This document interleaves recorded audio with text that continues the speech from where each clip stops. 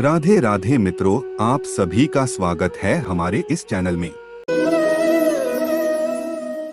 कर्म तो हर समय हम सब करते हैं। ऐसा कोई समय नहीं है जिसमें हम कर्म को किए बिना रह सकें। कुछ कर्म झूठ और फरेब से भरे होते हैं और कुछ कर्म कर्तव्य के लिए किए जाते हैं। तो फिर वे कौन से ऐसे कर्म हैं जो हमें हमारे लक्ष्य तक ले जाते हैं? भगवद गीता का तीसरा अध्याय कर्मयोग या निःस्वार्थ सेवा का मार्ग है। इस अध्याय में भगवान श्री कृष्ण के जीवन में कर्म के महत्व पर जोर देते हैं। इसलिए अर्जुन तीसरे अध्याय को खोलते हुए श्री कृष्ण से पूछते हैं कि यदि सकाम कर्म से बुद्धि श्रेष्ठ है तो वे युद्ध को क्यों प्रोत्साहित कर रहे हैं? श्री कृष्ण तब कर्मयोग, प्रतिक्रिया मुक्त भक्ति कार्य की व्याख्या करते हैं और अर्जुन के गलत विचार को स्पष्ट करते हैं कि सभी कार्य फलदायी हैं और बंधन की ओर ले जाते हैं। प्रत्येक व्यक्ति को इस भौतिक संसार में किसी न किसी गतिविधि में संलग्न होना चाहिए, लेकिन कर्म या तो किसी को इस संसार से बांध सकते हैं या किसी को इससे मुक्त कर सकते हैं। बिना किसी स्वार्थ के परमेश्वर की प्रसन्नता के लिए कार्य करने से व्यक्ति को कर्म के नियम, क्रिया और प्रतिक्रिया से मुक्त किया जा सकता है और स्वयं और परमेश्वर का पारलौकिक ज्ञान प्राप्त किया जा सकता है। श्री कृष्ण समझाते हैं कि अर्जुन को युद्ध करना चाहिए। पाप कर्मों से बचने के लिए भक्ति कर्म का त्याग करते हुए प्रतिक्रियाओं से बचने का प्रयास करने से बेहतर है। श्री कृष्ण भी अर्जुन को कर्तव्य का उचित उदाहरण प्रस्तुत करने के लिए युद्ध करने का निर्देश देते हैं। इसलिए श्री कृष्ण अर्जुन को युद्ध करने के लिए कहते हैं, लेकिन ज्ञान और वैराग्य के साथ, अपने स्वयं के आकर्षण और द्वेष का शिकार हुए बिना। फिर किसी आत्मा के अनुचित कार्य या कर्तव्य की उपेक्षा के लिए प्रेरित होने के कारण पर अर्जुन के प्रश्न के उत्तर में श्री कृष्ण शत्रु का नाम लेते हैं, वासना। फिर उन्होंने अर्जुन को अपनी इंद्रियों को नियंत्रित करने, श्री कृष्ण के सेवक के रूप में अपनी शुद्ध पहचान में स्थिर होने और इस तरह वासना के नियंत्रण से बचने की सलाह दी। तब उसे आध्यात्मिक बल और सुविचारित बुद्धि से उस प्रबल शत्रु काम को जीत लेना चाहिए। आओ अब ब्रह्म विद्या तथा योग शास्त्र रूप श्रीमद् भगवद गीता के श्री कृष्ण अर्जुन संवाद में कर्मयोग नाम का तीसरा अध्याय सुने। कर्मयोग और ज्ञान योग का भेद। अर्जुन ने कहा, हे जनार्दन, हे केशव, यदि आप निष्काम कर्म मार्ग की अपेक्षा ज्ञान मार्ग को श्रेष्ठ समझते हैं तो फिर मुझे युद्ध में क्यों भेजना चाहते हैं? आप अनेक अर्थ वाले शब्दों से मेरी बुद्धि को मानो मोहित कर रहे हैं। अतः इनमें से मेरे लिए जो एकमात्र श्रेयस्कर हो उसे कृपा करके निश्चय पूर्वक मुझे बताएं, जिससे मैं उस श्रेय को प्राप्त कर सकूं। श्री भगवान ने कहा, हे निष्पाप अर्जुन, इस संसार में आत्म साक्षात्कार की दो प्रकार की विधियां पहले भी मेरे द्वारा कही गई हैं। ज्ञानियों के लिए ज्ञान मार्ग, सांख्य योग और योगियों के लिए निष्काम कर्म मार्ग, भक्ति योग नियत है। मनुष्य न तो बिना कर्म किए कर्म बंधनों से मुक्त हो सकता है और न ही कर्मों के त्याग या संन्यास मात्र से सफलता या सिद्धि को प्राप्त हो सकता है। कोई भी मनुष्य किसी भी समय में क्षण मात्र भी कर्म किए बिना नहीं रह सकता है, क्योंकि प्रत्येक मनुष्य प्रकृति से उत्पन्न गुणों द्वारा विवश होकर कर्म करता है। जो मनुष्य कर्मेंद्रियों को वश में तो करता है, किंतु मन से इंद्रियों के विषयों का चिंतन करता रहता है, सा मूर्ख जीव मिथ्याचारी कहलाता है। हे अर्जुन, जो मनुष्य मन के द्वारा इंद्रियों को वश में करने का प्रयत्न करता है और बिना किसी आसक्ति के कर्मयोग का आचरण करता है, वही सभी मनुष्यों में अत्युत्तम मनुष्य है। हे अर्जुन, तू अपना नियत कर्तव्य कर्म कर, क्योंकि कर्म न करने की अपेक्षा कर्म करना श्रेष्ठ है। कर्म न करने से तो तेरी यह जीवन यात्रा भी सफल नहीं हो सकती है। यज्ञ की उत्पत्ति का निरूपण। यज्ञ की प्रक्रिया ही कर्म है। इस यज्ञ की प्रक्रिया के अतिरिक्त जो भी किया जाता है उससे जन्म मृत्यु रूपी बंधन उत्पन्न होता है। अतः हे कुंती पुत्र, उस यज्ञ की पूर्ति के लिए संग दोष से मुक्त रहकर भली भांति कर्म का आचरण कर। सृष्टि के प्रारंभ में प्रजापति ब्रह्मा ने यज्ञ सहित देवताओं और मनुष्यों को रचकर उनसे कहा कि तुम लोग इस यज्ञ द्वारा सुख समृद्धि को प्राप्त करो और यह यज्ञ तुम लोगों की परमात्मा संबंधित कामना की पूर्ति करेगा। इस यज्ञ द्वारा देवताओं की उन्नति करो और वे देवता तुम लोगों की उन्नति करेंगे। इस तरह एक दूसरे की उन्नति करते हुए तुम लोग परमात्मा को प्राप्त हो जाओगे। यज्ञ द्वारा उन्नति को प्राप्त देवता तुम लोगों की सभी आवश्यकताओं की पूर्ति करेंगे, किंतु जो मनुष्य देवताओं द्वारा दिए हुए सुख भोगों को उनको दिए बिना ही स्वयं भोगता है, उसे निश्चित रूप से चोर समझना चाहिए। यज्ञ से बचे हुए अन्न को खाने वाले भक्त सब पापों से मुक्त हो जाते हैं, किंतु अन्य लोग जो अपने इंद्रिय सुख के लिए ही भोजन पकाते हैं वे तो पाप ही खाते हैं।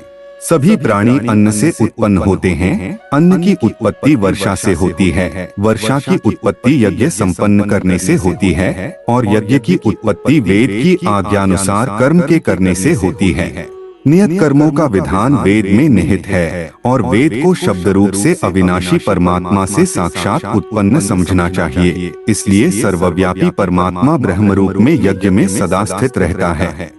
हे पृथापुत्र, जो मनुष्य जीवन में इस प्रकार वेदों द्वारा स्थापित नियत कर्म का अनुसरण नहीं करता है वह निश्चय ही पापमय जीवन व्यतीत करता है। सा मनुष्य इंद्रियों की तुष्टि के लिए व्यर्थ ही जीता है। नियत कर्म का निरूपण। परंतु जो मनुष्य आत्मा में ही आनंद प्राप्त कर लेता है तथा वह अपनी आत्मा में ही पूर्ण संतुष्ट रहता है, उसके लिए कोई कर्तव्य शेष नहीं रहता है। उस महापुरुष के लिए इस संसार में न तो कर्तव्य कर्म करने की आवश्यकता रह जाती है और न ही कर्म को न करने का कोई कारण ही रहता है, तथा उसे समस्त प्राणियों में से किसी पर निर्भर रहने की आवश्यकता नहीं रहती है। अत कर्मफल में आसक्त हुए बिना मनुष्य को अपना कर्तव्य समझकर कर्म करते रहना चाहिए, क्योंकि अनासक्त भाव से निरंतर कर्तव्य कर्म करने से मनुष्य को एक दिन परमात्मा की प्राप्ति हो जाती है। राजा जनक जैसे अन्य मनुष्यों ने भी केवल कर्तव्य कर्म करके ही परम सिद्धि को प्राप्त की है। अत संसार के हित का विचार करते हुए भी तेरे लिए कर्म करना ही उचित है। महापुरुष जो जो आचरण करता है सामान्य मनुष्य भी उसी का ही अनुसरण करते हैं। वह श्रेष्ठ पुरुष जो कुछ आदर्श प्रस्तुत कर देता है समस्त संसार भी उसी का अनुसरण करने लगता है। हे पृथापुत्र, तीनों लोकों में मेरे लिए कोई भी कर्तव्य शेष नहीं है, न ही किसी वस्तु का अभाव है, न ही किसी वस्तु को प्राप्त करने की इच्छा है। फिर भी मैं कर्तव्य समझकर कर्म करने में लगा रहता हूँ। हे पार्थ, यदि मैं नियत कर्मों को सावधानी पूर्वक न करूँ तो यह निश्चित है कि सभी मनुष्य मेरे ही मार्ग का ही अनुगम करेंगे। इसलिए यदि मैं कर्तव्य समझकर कर्म न करूं तो ये सभी लोग भ्रष्ट हो जाएंगे, तब मैं अवांछित सृष्टि की उत्पत्ति का कारण हो जाऊंगा और इस प्रकार समस्त प्राणियों को नष्ट करने वाला बन जाऊंगा। ज्ञानी और अज्ञानी के कर्म। हे भारतवंशी, जिस प्रकार अज्ञानी मनुष्य फल की इच्छा से सकाम कर्म करते हैं, उसी प्रकार विद्वान मनुष्य को फल की इच्छा के बिना संसार के कल्याण के लिए कार्य करना चाहिए। विद्वान महापुरुष को चाहिए कि वह फल की इच्छा वाले या सकाम कर्मी अज्ञानी मनुष्यों को कर्म करने से रोके नहीं, जिससे उनकी बुद्धि भ्रमित न हो, बल्कि स्वयं कर्तव्य कर्म को भली प्रकार से करता हुआ उनसे भी भली भांति कराते रहना चाहिए। जन्म से लेकर मृत्यु तक के सभी कर्म प्रकृति के गुणों के द्वारा संपन्न किए जाते हैं। अहंकार के प्रभाव से मोहग्रस्त होकर अज्ञानी मनुष्य स्वयं को कर्ता मानने लगता है। परंतु हे महाबाहु, परम तत्व को जानने वाला महापुरुष इंद्रियों को और इंद्रियों की क्रियाशीलता को प्रकृति के गुणों के द्वारा करता हुआ मानकर कभी उनमें आसक्त नहीं होता है। माया के प्रभाव से मोहग्रस्त हुए मनुष्य सांसारिक कर्मों के प्रति आसक्त होकर कर्म में लग जाते हैं। अतः पूर्ण ज्ञानी मनुष्य को चाहिए कि वह उन मंदबुद्धि वालों को विचलित न करे।